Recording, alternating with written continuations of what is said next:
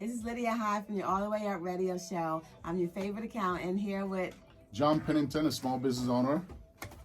and we're going to talk about business tips. So extra tips that we can give you with regards to your business, with regards to our business and what we do. I do Precise Business Management, an accounting firm, and John does AA Printing Service. Yes, AA Printing is a company that provides same-day or next-day printing, which you can find us on aaprintinglasvegas.com.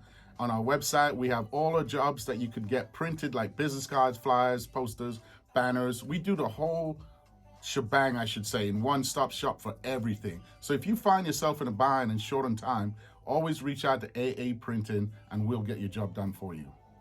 So it's so much information that we want to give to you, our viewers, with regards to your business that we don't get a chance to always to capture it on our radio show. So we take this time to give you those extra tips with regards to what we talked about on our radio show. And today we talked about common mistakes when it comes to your business. So a common mistake that people tend to make is employees versus contractors, subcontractors. So again, if you have an employee or a subcontractor, the difference is if you have an employee and you're giving them direction for your business, the time to come in, the time to go to lunch, the time to leave, they're identified as an employee. So some small businesses have employees that they have as subcontractors, and they don't pay them like a W-2 in the taxes, and they have them as subcontractors. That's a big mistake. So if the person is coming in on their own time and understand what it is that you require for them, and they get that done and they leave,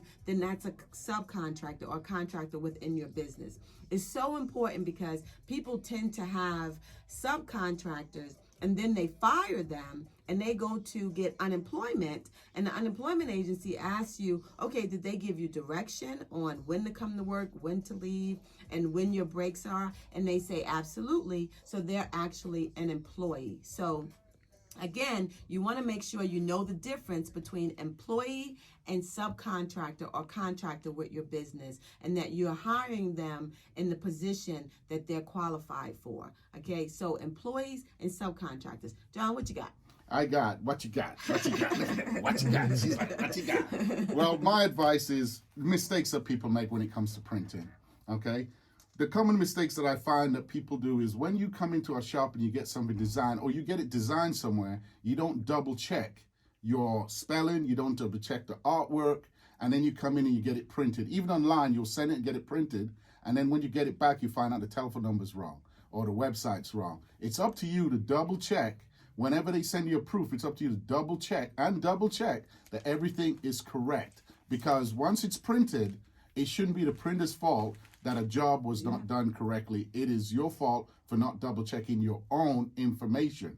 Okay, so things like business cards, postcards, those are information that customers need to reach out to you, and those are important for you. When you put your telephone number on a business card, don't put dark on dark, like a dark blue card with black writing. People cannot see that. You should use an opposite color when doing a business cards or postcards, especially important information that they need to reach you, like your name, your telephone number, your email, or your website. These are things that are important. So you shouldn't put those in a dark card or in a dark situation where people can't find it, because if you go out networking, it's usually in a room that's kind of dark. So when people look at your card, they cannot see it. If you think you're working with seniors as well, you got to think about the font size of your business cards. You got to make sure that the seniors can see it, because if it's too small, it's hard for them to see it. Okay, so you got to think about things like that. Don't clutter your business cards. Don't put too much information on the front that it looks too busy. Put your information on the front, and then if you have additional, you could put it in the back.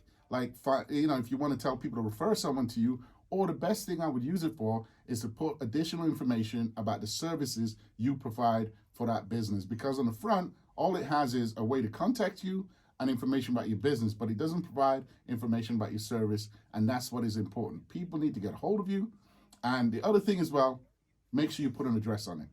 If you're a homeowner, if you're doing business from home, I understand you don't want to put your home address on there, but get yourself a P.O. box. Or if you know someone who has a small office or something, ask them if you can put their address on. And also get a local number in the state that you live, especially Vegas. If you live in Vegas and you give me a number from Utah and says you're here in business and you don't have an address on your card, already a red flag is up that, hey, you might not be around. So you're not serious about your business. So make sure you get an address and make sure you get a local number for the state you're in.